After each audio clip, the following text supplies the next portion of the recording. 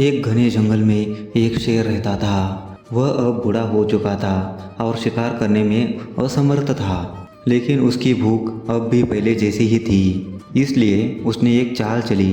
वह एक साथ कई जानवरों को मारकर अपनी गुफा में जमा करने लगा और धीरे धीरे उन्हें खाता रहा।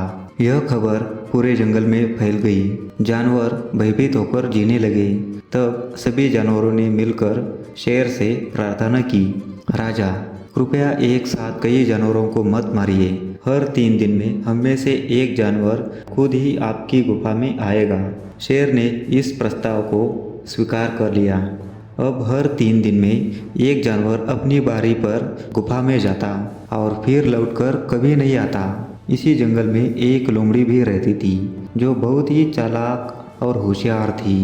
वह हर बार चुपचाप गुफा के पास से गुजरते हुए देखती कि क्या शेर अब भी जीवित है या मर चुका है। यह सिलसिला चलता रहा। हर 3 दिन में एक जानवर अपनी जान कुर्बान करता रहा। फिर एक दिन अगले जानवर के बारी से पहले जब चालाक लोमड़ी गुफा के पास से गुजरी, उसने देखा शेर की लाश गुफा के भीतर पड़ी थी। शेर मर चुका था। लोमड़ी के मन में तुरंत एक योजना आई। उसने यह बात किसी को नहीं बताई, बल्कि खुद गुफा में शेर की खाल पहनकर रहने लगी। अब हर 3 दिन में जो भी जानवर आता वह उसे मार कर खा जाती और रात को चुपचाप गुफा से बाहर आकर मौज करती। दिन बीतते गए। जंगल के सभी जानवरों को कुछ समझ नहीं आ रहा था कि आखिर गुफा के भीतर क्या हो रहा है। फिर एक दिन बंदर की बारी आई। जैसे ही बंदर गुफा के पास पहुंचा, उसने देखा गुफा की ओर जाने वाले पैरों के कई निशान थे, लेकिन कुछ निशान बाहर की ओर भी आ रहे थे। बंदर ने गौर से देखा, ये तो लोमड़ी के पंजों के निशान थे। बंदर को सारी सच्चाई समझ में आ गई। वह गुफा में जाने के बजाय चुपचाप वापस लौट गया और सारे जंगल के जानवरों को इकट्ठा किया।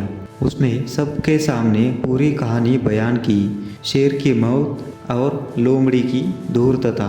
सभी जानवर बहुत क्रोधित हो उठे। उन्होंने आपस में सलाह की और मिलकर शेर की गुफा के द्वार पर बड़े बड़े भारी पत्थर लगा दिए ताकि लोमड़ी बाहर न निकल सके। लोमड़ी गुफा के अंदर फंस गई। 2 दिन बीत गए। भूख, प्यास और डर से तड़पती लोमड़ी को अपनी गलती का गहरा एहसास हुआ।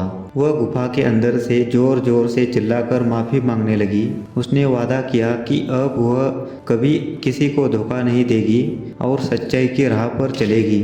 जानवरों ने सोचा उसे एक आखिरी मौका देना चाहिए। उन्होंने कहा, तुम्हें इस जंगल से हमेशा के लिए जाना होगा और फिर कभी लौटकर मत आना। फिर जानवरों ने गुफा के द्वार से पत्थर हटाए। लोमड़ी गुफा से कूदकर बाहर निकली और बिना पीछे मुड़े जंगल से दूर बहुत तेज दौड़ गई।